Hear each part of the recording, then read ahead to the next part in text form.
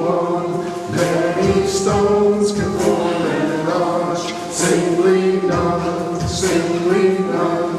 And by union what we will can be accomplished still. Drops of water turn on mill, singly none, singly none. Step by step the longest march can be won, can be won. Many stones can form an arch, singly none, singly none. And by union what we will can be accomplished still. Drops of water turn a mill, singly none, singly none. Step by step the longest march can be won, can be won. Many stones can form an arch, singly none, singly none. And by union what we will can be accomplished still. Drops of water turn a mill, singly none, singly none. Drops of water turn a mill, singly none, singly none. Drops of water turn a mill, singly none, singly none.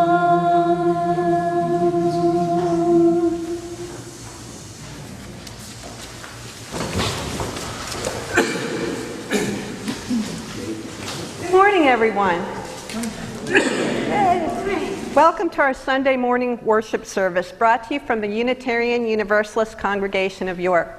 I'm Kathy Smith, and I will be helping to lead our service today. I've been a member of UUCY for a long time. I officially signed the book back in October of 1989. That was before the rules changed, and they did allow me to sign the book in crayon as a toddler. I don't know, that last statement hasn't been fact-checked. But seriously, UUCY is my church home. I'm still coming back after 30-plus years because this is somewhere that I can be myself, practice liberal religion, and minister to others. I am in awe of the way this congregation walks their talk. We all bring different gifts and talents to the table, and together we weave a very beautiful tapestry. Our service today falls on Father's Day and the summer solstice. Today, Rev Terry will lead our last service as our minister. And we will welcome 6 of the new members who joined the congregation during the pandemic. Today, we also continue our journey to bringing our members and friends live in-person Sunday services, as well as services via social media. Add all of the foregoing together, and we find one common ingredient: love. Our mission here at UUCY is to be a transformational faith community that serves the religious and spiritual needs of a wide and diverse group of people. A community that earns recognition as a leader in the work of social justice and guides our children to become more engaged global citizens. Chatting together. As is customary, whenever Unitarian Universalists gather together, we begin by lighting a candle in our chalice. Our candle flame represents the flaming chalice that is the symbol of the living tradition of our faith. We also invite everyone at home to light a candle as we share our chalice lighting words. Our chalice lighting words today are Reverend Deborah Fulks. A chalice lit in our midst is a symbol of our liberal faith, a faith built on the foundations of freedom, reason, and welcome, a faith sustained by acts of kindness and justice, a faith that envisions a world flourishing with equality for all people, a faith that faith that demands the living out of justice and goodness, a faith that requires thoughtfulness, a faith of wholeness. The tiny flame is a symbol of the spark of all of this within each of us. So during the pandemic, the membership committee coordinated 2 Path to Membership classes. We had the pleasure of getting to know 15 prospective new members over Zoom. While not as good as in person, the online format was an effective way to connect with these individuals interested in learning more about Unitarian Universalism and the UUCY. In addition, the participants were able to share a bit about their own personal journey and to get to know each other. Reverend Terry and the membership committee participated in all sessions, and numerous congregational leaders were invited in to offer information on UUCY's operations and programs. And I do want to just say a word, since the membership committee, since we're on Zoom, usually they come up and are a part of this ceremony. They are not able to come up because of limited space, but I do want to recognize the members, Charles Kress, Mary and Bob Barnes, Diana Loomis, Lizzie Goheen, and I think that's it. So we are very pleased to, I'm very grateful for their participation and help. Reverend Terry engaged the Path to Membership class participants in discussions, including the history and theology of Unitarian Universalism, as well as other topics. These discussions were thought-provoking and provided participants a chance to reflect on what it means to be a UU and what joining UUCY will mean to them and their families. In addition to the membership class participants, I'm pleased to announce that a member of the Coming Age class, Jaden Fink, will be joining UUCY today too. Jaden's parents, Dan and Sean Fink, joined UUCY many years ago, and she has grown up in this congregation. We're very pleased that Jaden is making a commitment this morning, as she and our other youth are the future of our congregation. We are pleased too that two longtime UUs are making a commitment to UUCY today, Carol Greer and Mike Robinson. They both have had extensive experience at UU churches and other locations, and we're very pleased that they are now living in York and joining UUCY. Mike is here in person. Carol is on Zoom. Hi, Carol. Anyway, welcome all. Earlier this morning, we had a light breakfast that no one ate, so catch some of it after service. And a book signing ceremony in the carriage house that Reverend Terry was there to be a part of. Not all of the class participants from the two Path to Membership classes, I said we had 15, we only had 6 that were able to be here today. And we will schedule another new member ceremony in a few months, once we're back in person, hopefully in September, to introduce all those that couldn't be here today. But now I'd like to invite the new members to come forward and stand to my left here. And I will introduce them by name. Here comes Mike Robinson. Many of you already know Mike because he's been around a lot for a number of years. He and his wife Fatima. Mike. And here comes Lizzie Goheen. Here, Mike, you got to get closer to me because we're in that little camera. Okay. Lizzie Goheen. And then we have Mike and Hillary Anderson. And we have Jaden. Here comes Jaden. I think everybody knows Jaden. Oh, and Mary Rosario. Here comes Mary. And by the way, Mary's going to be our stewardship chair next year, so thank her very much and look forward to hearing from her. You're chairing with who, Mary? Supa. So thank you, Sue. Okay. Now, Reverend Terry will lead us in the new member covenant. Thank you so much, Deb, and welcome, new members. Our covenant is very simple. For folks at home and the new members, you have to say 2 words. When I prompt you, we will. And the very last thing that we need to share hopefully will appear on the screen so you can all read along, although I'm not so sure the new members will be able to read it, so I'll excuse you this time. You'll have to read it next time. Sure, if you'd like. So, today we welcome into our community 6 people who have decided to become members of this congregation. They have chosen to make a commitment to this congregation by signing our membership book. Aww, I was there to see it. New members, we're so glad to have you here with us and that you have chosen this community of fellow seekers to travel with you on your spiritual journeys. Will you accept our gifts of fellowship, discovery, and service? Will you offer us your unique presence and gifts? Will you add your name to the long history of Unitarian Universalist women and men who spread hope with our living faith? Will you engage with us as we seek to create community and a world dedicated to love and justice? We will. Got it just perfect. Congregation, now you have the same words to say. Congregation, and please say this at home if you're watching, join with us as well. Congregation, Will you welcome these new members with the warmth and comfort of your fellowship? Will you seek to add your strengths and talents to the new gifts they bring to us? Will you share our triumphs and our struggles as our community grows and changes? We will. Thank you. You're up there. Oh. I'm sorry. Oh, I missed where it said committee chair. Okay. Thank you, Reverend Terry. Let us say together again the covenant of this congregation, the promise that we make each week to ourselves and to each other, which holds our community together with common purpose and common love in the midst of our beautiful diversity of belief. We are a compassionate, spiritual community that celebrates diversity, nurtures the personal and spiritual growth of all ages, shares our gifts, promotes justice for all, and serves the world we live in. Welcome, everybody. Thanks so much for becoming part of this community. Please be seated.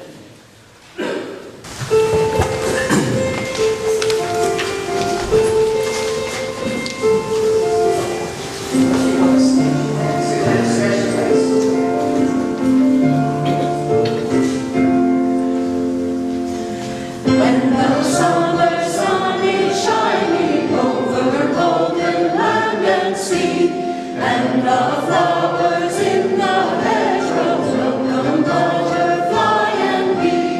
When my open heart is glowing, full of love for everyone, and I feel an inner beauty which reflects the summer sun. When the summer clouds of thunder bring the long-awaited rain, and the thirsty soil is moistened and the grass is green again, then I long for summer sunshine, for I know that clouds and tears are a part of life's refreshment, like the rainbow's hopes and fears.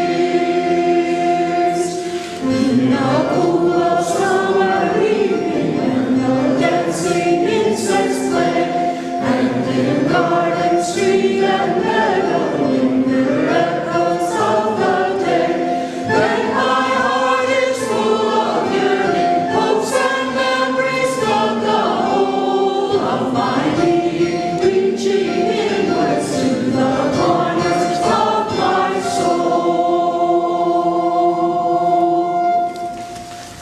These guys sound great.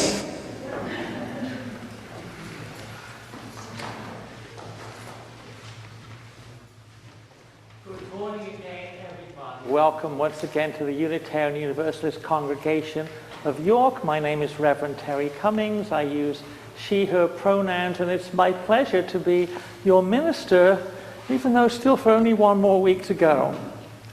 Today our service is dedicated to love and to summer, but first I'd like to recognize, since this is Father's Day, all of those in our audience and all of those who are at home who are fathers. I'm going to invite you to please stand up at this time here in the sanctuary, or at home if you're a father or grandfather, or you've stood in the role of being a father figure to anybody, because we would like to recognize you all at home and here with a very grateful round of applause. Let's give them a hand, everyone. Thank you so much. Thank you for all you do. And of course, being fathers, you know that's all the recognition you're going to get. Just the way it is, guys. Just kidding.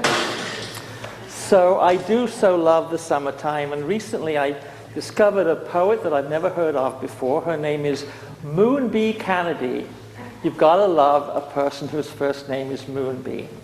And she wrote a poem called Summer Light. Summer light through the trees, summer light spotted me, summer light palest gold, summer light bright and bold. I saw summer light descend, summer light made shadows bend. Summer light on an emerald pond, I reached out. It touched my palm. Summer light, it fell like powder, or a floating incandescent feather came down like a sheer white swan. Summer light lifted wing-like arms, so sun rays slanted, shone misty. Summer light beams embraced me. Warm, wonderful summer light, touch me tender, solar might. Summer light when I was lost. Summer light found me before frost. Summer light, no one else looked for me. Summer light said, I always see. I love summer light. Moon B. Kennedy, everybody, thank you. And let's welcome our choir once again to sing In These Hard Times. We're going to welcome the choir. This is a really easy song, okay? It's 7 words. You can do this. Sing it 6 times. It's been hard times for all of us, so I'm sure it'll resonate, assuming this works.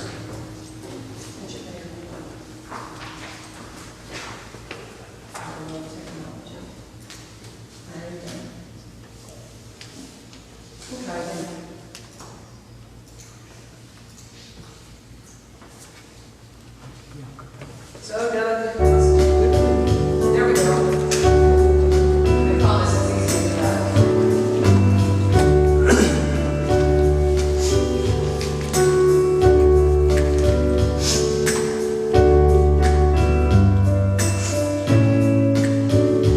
In these hard times there will always be singing in these hard times. In these hard times there will always be singing in these hard times. In these hard times there will always be singing in these hard times. In these hard times there will always be singing in these hard times. In these hard times there will always be singing in these hard times. In these hard times there will always be singing in these hard times. In these hard times there will always be singing. Yes, in these hard times. In these hard times there will always be singing in these hard times. In these hard times there will always be singing in these hard times. In these hard times there will always be singing in these hard times. In these hard times there will always be singing, always be singing in these hard times. In these hard times there will always be singing, always be singing in these hard times.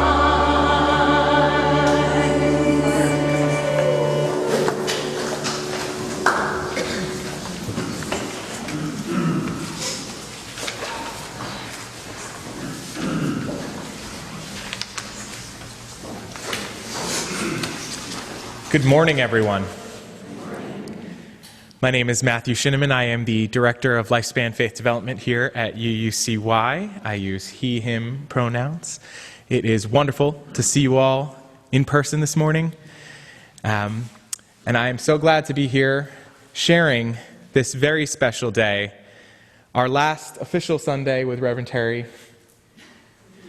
When she told me a couple weeks ago that she was going to focus this service on love, there were many different directions I could have gone with a story for all ages this morning, but I found this one to be the most apt, and it's called Mishmash Heart. So when I was young, I was at a church worship service. It was an intergen service. It was young, old, all together, and we had a task of everyone creating a heart, our own heart. And if you know me, I'm a very anal person and wanted it to be very perfect. So it was perfectly cut out and red, and I even, to make the border just right, had glue and glitter, and it was beautiful, let me tell you. It was the most perfect heart you had ever seen. Now see, after service, I saw one of my grandmother's friends sitting with her heart that she had created. And I looked over and I saw that it was all these different colors, and parts of it were wrinkled and crumpled, and there were even some rips in it, and I swear there was a hole. So, being the helpful person that I am, I wanted to go over and say, I see, your heart's a little torn and messed up. I would love to help you fix it. And of course, she smiled at me sweetly and said, "Oh, my heart is just perfect, child." And I said, but there's all these rips and tears and wrinkles, and there's even a hole. And she said, "Well, so you have to understand, I've lived a long life. And there are these beautiful colors, and they represent all the beautiful things that have happened in my life. The time I met my partner, all the beautiful children that we had, marriage, anniversaries, birthdays, makes my life and my heart very full and colorful." And I asked, "But what about all the rips and the tears and the wrinkles?" And she said, "Well, life is unkind sometimes, and there are hard times that we go through. But you see, everyone that I meet in my life takes a little bit of my heart with them. So I get wrinkles from the hard times. When my partner died, left a big hole in my heart. But it is a beautiful heart because it is filled with beautiful pieces." And I was concerned because all I heard was, every person that comes into my life takes a bit of my heart. So I asked, very surprisingly and alarmingly, "Well, what happens when you give all of your heart away? You'll have none left." And she explained that when then she gives her heart, pieces of her heart away, she also receives a piece of heart from someone. And her heart is made up of the love of all of the beautiful people that have ever come into her life. So without thinking, I looked down at my perfect heart and immediately ripped off a piece to give to her, to add to her heart. And she ripped off a piece of her heart to give me back, to put to mine. That is what love is. It's not perfect. It's not all these neat little edges. It's imperfect. It's wrinkled. It's smushed up, but it is still whole. And I thought that that was the most appropriate story to share with you as we say goodbye to Terry today, because she will give you a piece of her heart as she has left us in her time here, but she will also receive a piece of our heart back to take with her. Blessed be. Amen. Greetings, Unitarian Universalist Congregation of York. My name is Andrew Baranowski, and I am the Executive Director of the Pennsylvania Immigration Resource Center here in York.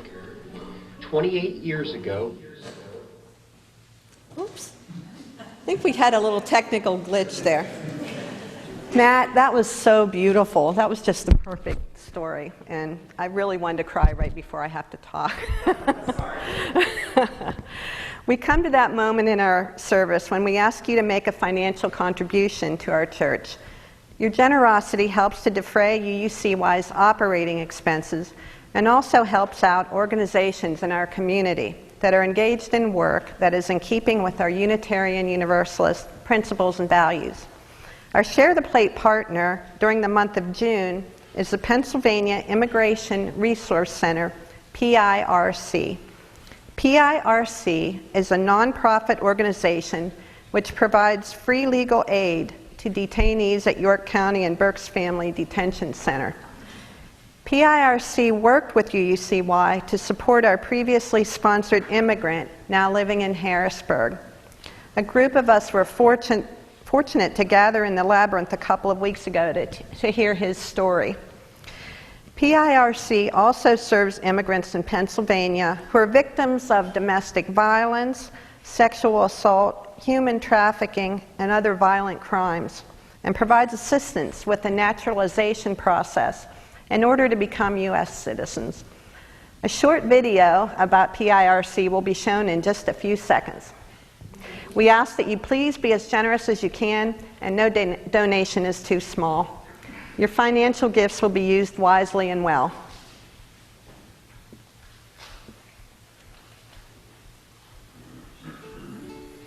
Greetings, Unitarian Universalist Congregation of York.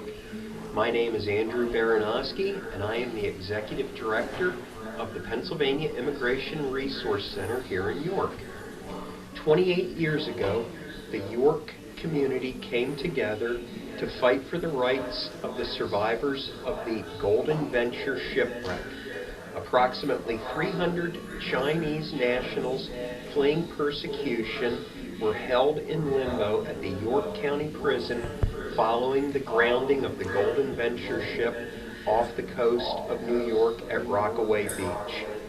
The York community responded to the indefinite detention of these detainees by banding together and fighting for their release from the injustice of the indefinite detention. PIRC was formed in 1996 with the mission of providing equal access to justice for all immigrants. And we work to protect the rights and freedom and opportunity in the United States and to save lives of the most vulnerable individuals, those being immigrants in the United States. PIRC provides free legal services to detained immigrants at the York County Prison and the Berks Family Detention Center, and we also provide immigration legal services to the survivors of domestic violence, sexual assault, and human trafficking in the local York area and across the state of Pennsylvania. We are celebrating our 25th anniversary this year and have several events that members of the congregation may want to participate in or attend. We have our book club that we are doing throughout the year. We will have a reading in June, September, and December, and you can find that information on our website. You can also attend our Light of Liberty event where we thank local volunteers, pro bono attorneys, and other members of the community. And then we will have our Golden Venture film screening in December at the local JCC, and that is also on our website. We most appreciate the Universalist Unitarian congregation for selecting PIRC for its Share the Plate. We most appreciate this community support, and we could not provide our services without the donations of the local community.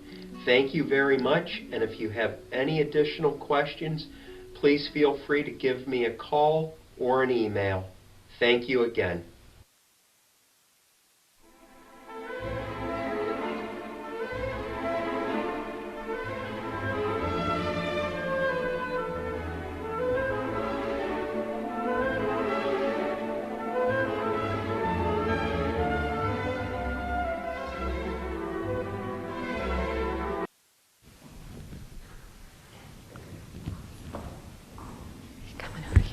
reading today? Our reading today is from A Midsummer Night's Dream by William Shakespeare, Act 2, Scene 1. Ill met by moonlight, proud Titania. What, jealous Oberon, fairies, skip hence. I have forsworn his bed and company. Tarry, rash wanton, am not I thy lord? Then I must be thy lady, but I know, when thou hast stolen away from fairyland, and in the shape of corn sat all day, playing on pipes of corn and versing love to amorous Phillida, why art thou here, come from the furthest steppe of India? But that, forsooth, the bouncing Amazon, your buskined mistress and your warrior love, to Theseus must be wedded, and you come to give their bed joy and prosperity. How canst thou thus for shame, Titania, glance at my credit with Hippolyta, knowing I know thy love, Theseus?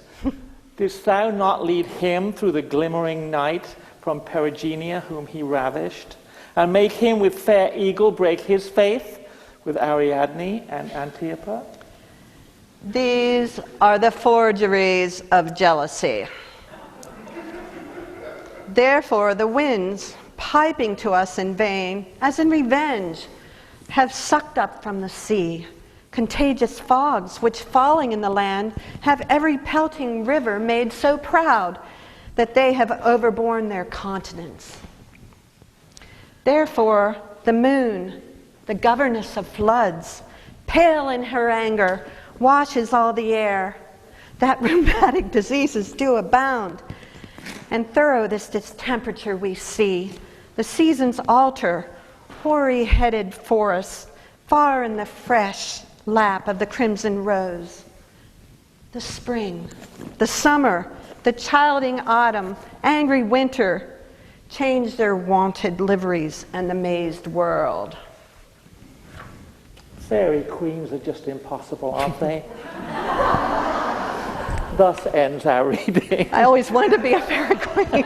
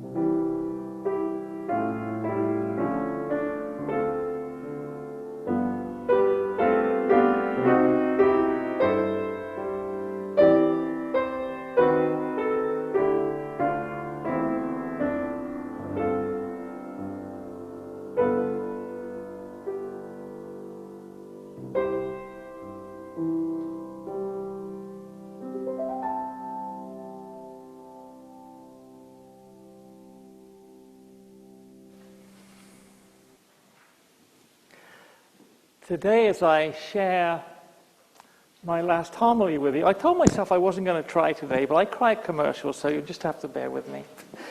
Today, as I share my last homily with you, I would like to end where I began, with love. Perhaps some of you will remember the first sermon that I shared with you back in August of 2019. I talked about how the ancient Greeks had so many different words for love because there are so many different types of love. Eros for sexual love, philia for family love and brotherhood, and agape, the universal love that some say comes from a God that defies description. Agapic love means that kind of love that defines community, like ours here at UUCY. And I remember sharing in my first sermon with you my hope that as my ministry here at UUCY progressed, the members of the congregation would feel agapic love in their lives, your lives, and in the life of this congregation. And indeed, there are many ways in which we can point to the presence of that kind of love in this congregation these past 2 years. You and I can be very proud of the work that we've done around love. Not the smooth fantasy Hollywood love story kind of love, because there are some bumps in the road of my ministry here. There were. And as Matt Story pointed out, love is sometimes bumpy. It's not smooth. Our love was the messy reality of love in all of its complexity. We weathered the departure and hiring of staff members, the vicissitudes of the 2020 presidential election and the social and political upheaval that went with it. And then there was the pandemic, which even now continues to impact our lives in major ways. Throughout all of that, we could still point to love being the doctrine of this church. That's because it is in life's challenges that we can most often find love, if only we take the time to look for it. Love shows up unexpectedly, but in its purest, most generous form. In times of trial and tribulation. I have no idea why I'm crying. I chose a reading from Shakespeare's Midsummer Night's Dream today because of all of his plays, this one seems to capture the complexity of love, the reality of love, as well as the fantasy that love can be achieved through a potion or the flight of an arrow. And also the play is set on the summer solstice, and what better play to celebrate today than on the summer solstice? The passage from the play that Kathy and I read today to you this morning was part of a longer dialogue in which the king and queen of the fairies are arguing over who should have custody of a small boy. Oberon is jealous that the boy will distract Titania from giving him the affection to which he feels entitled. Titania wants the boy for herself because of a promise she made to his mother. They accuse each other of infidelities, as you heard. Matters come to an impasse. Oberon thinks Titania should obey him because he's her husband. She believes she should honor the promise she made to her friend. And their quarrel even affects the weather. Contagious fogs which falling in the land have every pelting river made so proud that they have overborne their continents. See, Shakespeare foresaw global warming and climate change. And even the king and queen of the fairies sometimes need marriage guidance counseling. In case you don't know the play, it takes place in ancient Greece around the city of Athens. One of the heroes of the story, a young woman named Hermia, is brought before the duke by her father because she's refused to marry the man that the father has chosen for her. The duke gives Hermia 4 days to marry the man or be executed. The man's name is Demetrius, and he's a very rich nobleman. Problem is that Hermia is in love with Lysander, and her best friend, Helena, is in love with Demetrius. So make sure you got this straight. Helena is in love with Demetrius. Demetrius is in love with Hermia. Hermia is in love with Lysander, and Lysander is in love with Hermia. Got it? Okay. I'll keep reminding you. Hermia and Lysander decide to elope, and so they set off that very night into the woods, home of the fairies, including the mischievous fairy named Puck. Before Lysander and Hermia elope, Hermia confides in Helena, her best friend, her plans to do so. Helena, as best friends often do, spilled the beans, broke the confidence, and told Demetrius in the hope that Demetrius would shift his affections to her. Remember, Helena loves Demetrius, Demetrius loves Hermia, Hermia loves Lysander, Lysander, you got it, okay. So, all four of them go off into the woods on the midsummer night where all the fairies are abroad. Meanwhile, Oberon, after his jealous argument with Titania, sends Puck to gather the juice from a purple flower that grows in the forest. The purple flower is called love in idleness, and we know it as the pansy.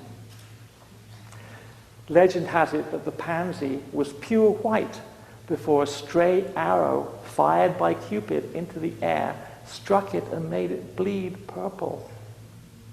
Now, we Unitarian Universalists are a science-based bunch. We don't believe in myth and fantasy. We like science and fact. And it is a true fact that the juice of a pansy placed on a person's eyelids while they are asleep causes them to fall in love with the first person they see when they wake up. It's true. You don't believe me? Oberon intended to use the juice on Titania so that she might fall in love with him again. And Oberon had also heard the four young lovers talking in the forest, and he decided to have some fun, so he asked Puck to put some of the pansy juice on their eyelids too while they were asleep. Predictably, everything goes wrong. Puck puts the juice on Lysander's eyes instead of Demetrius. Titania wakes up and sees a man with the head of a donkey, falls in love with a man with the head of a donkey. Fortunately for everyone, Oberon, being the king of the fairies, has his own powers, and he's able to fix everything. Helena and Demetrius end up together, and so do Lysander and Hermia. And love triumphs in the end. But not before we hear one of the most memorable lines from Shakespeare. The path of true love never runs smooth. Indeed. Perhaps we all wish that love would run smooth. I suspect that all of us have the hope in our hearts that somewhere deep down or somewhere near the surface, we hope that love will always triumph in the end, and that we too will find everlasting love in our lives, in our work, in our community, in our church, and in the world. We yearn for a happy ending for ourselves and for others, because that's what it means to be human. But it doesn't always end up that way. The summer is certainly a wonderful time of the year. Although the nights are short, the evenings are long. Summer is the time to spend with friends and family, sipping a cool drink. It's a time for walks on the beach, or by a lake, or a hike in the woods. Summer is a great time for families to spend time together, not having to rush the children to bed, or spend time helping them with their homework. It's a time to enjoy the lush grass and flowers that are blooming before our eyes. Summer crops are in the supermarket, and they make their way from farmers' markets to our tables. But unfortunately, summer's promise is not a refuge from the world around us. Even now, our headlines are full of news from Israel, Afghanistan, from Yemen, and even our own country of war and violence and bloodshed. And the people in power seem to have lost the ability or the will to love one another out of their conflicts. I know, because of my faith in humanity and because of my life experiences, that within families on both sides of these conflicts, love abounds. love of parents, of children, of siblings, friends, and families. Nelson Mandela once wrote that people must learn to hate. And if they can learn to hate, they can be taught to love. For love comes more naturally to the human heart. And the author and writer Bell Hooks wrote in her book all about love, we want to know love. We're simply afraid the desire to know too much about love will lead us closer and closer to the abyss of lovelessness. While as is a nation wherein the vast majority of citizens are followers of religious faiths that proclaim the transformative power of love, many people feel they don't have a clue as to how to give love. That's maybe one reason why many of the mainline faith traditions are losing members. But as Unitarian Universalists, and we welcome some new members this morning, love is the center of our faith. It undergirds everything we do as a community of believers. Love is why we meet here on Sundays. Love is why we have Sunday school for our children. Love is why we do the work of social justice, organizing, witnessing, and being advocates for social justice and change. And while no single word can adequately define the meaning of love, despite what the Greeks tried to do or anything Shakespeare could write, I am sure that love includes listening to those who are seldom heard, talking to those who seldom speak, and welcoming those who are unwelcome. Love means sharing our blessings with everyone and not losing sight of our shared humanity, not treating people as other. I love the summer. I love the long days, the warm weather. I love salty, unhealthy bratwurst and beer and wearing a t-shirt and shorts and watching the fireflies. I love to take long walks on the beach at low tide.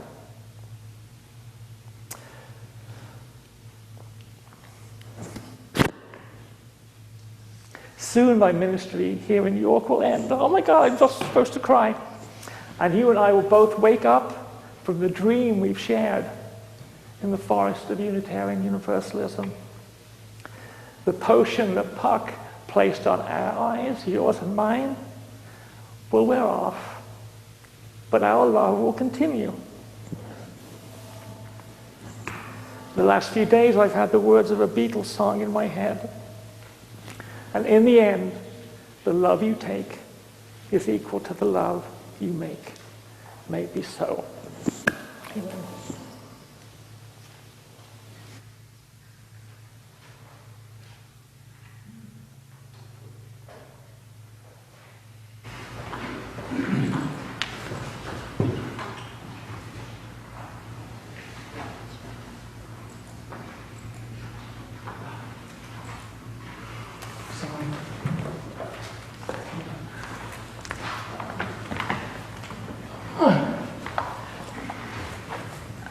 We're not going, it says hymn, but we don't expect you to sing with the next one. This is a piece that before we knew that Terry was leaving, but certainly while we were all in pandemic, Mary Lee and Lisa brought forward to me and asked if we could find space for it in worship. And for those of you who know the musical Wicked, you might know the words. And the tagline of this is, "We have been changed for good." So take that as you will. Thank you.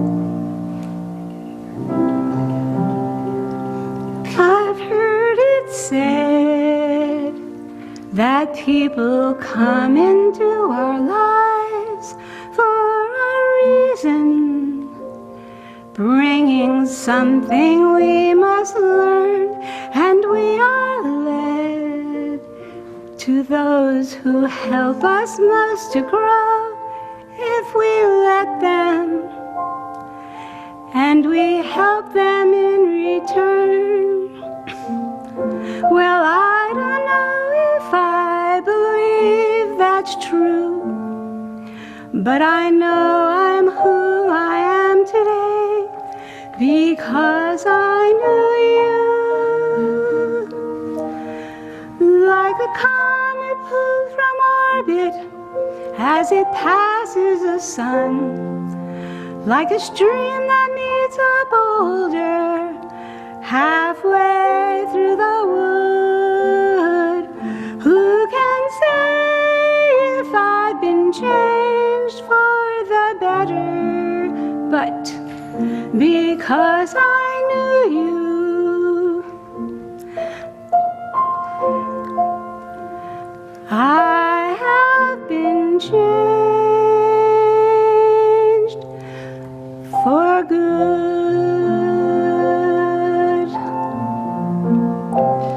It well may be that we will never meet again in this lifetime. So let me say before we part, so much of me is made of what I learned from you. You'll be with me like a handprint on my heart, and will whatever way our stories end, I know you have rewritten mine by being my friend. Like a ship blown from its mooring by a wind off the sea, like a seed dropped by a skybird in a distant wood.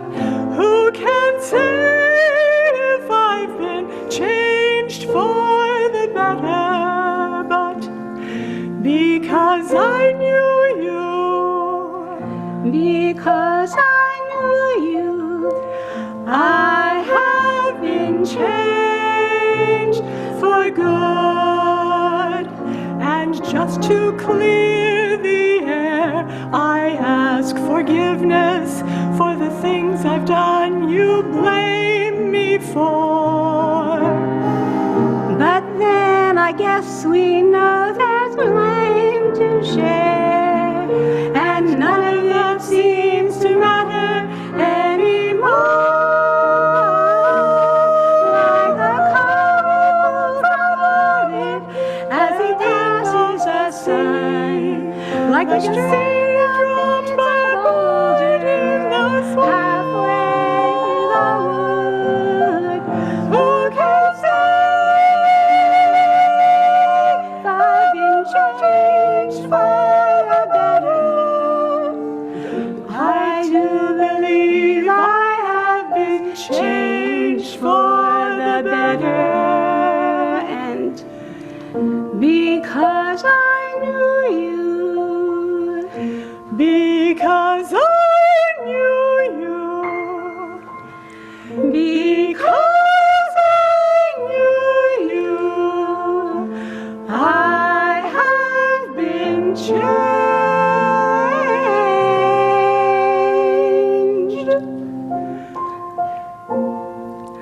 for good.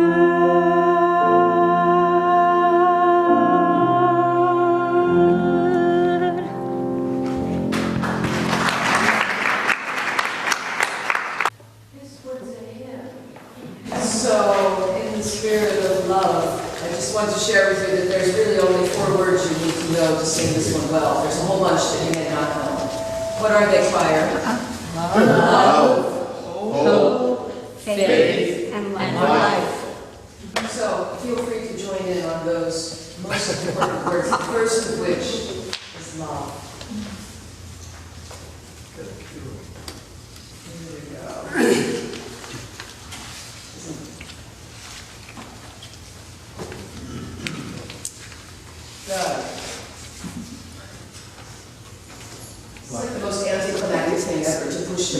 have nothing happen. Let's try that again.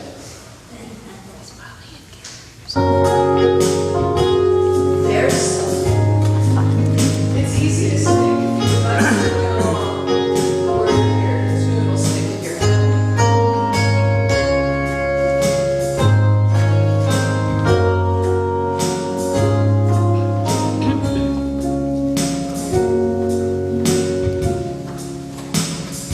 Here in reverence now we gather for the blessings we have known, with a pledge to one another that we journey not alone. Joy and sorrow make us one, kin to all that lives and dies. Love calls us on. Love calls us on. Words and deeds of those before us waken here to keep us strong. Blend our voices in the chorus of creation's living song. Courage bids us lift our eyes upward to the shining stars. Hope calls us on. Hope calls us on.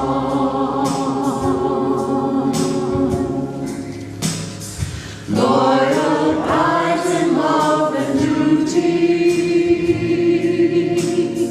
lead us with a trusting light. Blessed are they whose inward beauty shows a path of truth and light. Honor is their earthly prize. By their work we realize faith calls us on. Faith calls us on.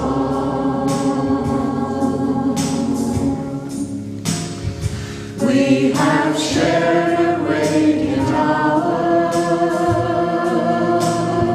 when the truth has made us free, and the Spirit's gracious power dreamed of good that yet shall be. Bright the path before us lies. Joyful pilgrims now we rise. Life calls us on.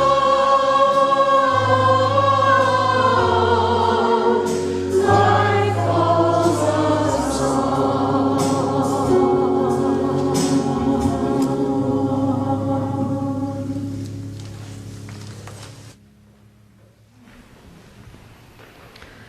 That was beautiful. We invite those at home who lit their own chalice candle to extinguish it at this time as we read aloud the words for extinguishing our chalice. We extinguish this flame, but not the light of truth, the warmth of community, or the fire of commitment. These we carry in our hearts until we are together again.